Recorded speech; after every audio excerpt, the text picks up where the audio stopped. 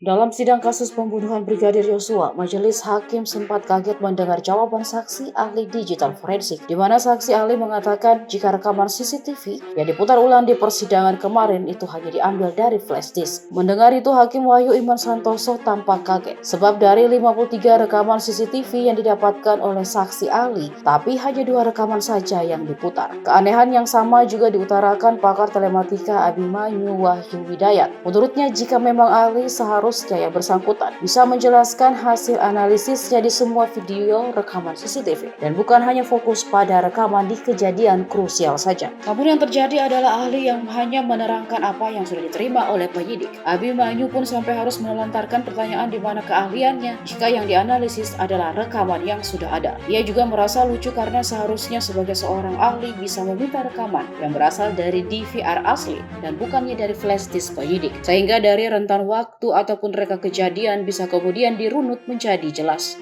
Pada saat itu saudara menerima hanya berupa rekaman saja atau termasuk DVR-nya? Flash disk saja yang mulia.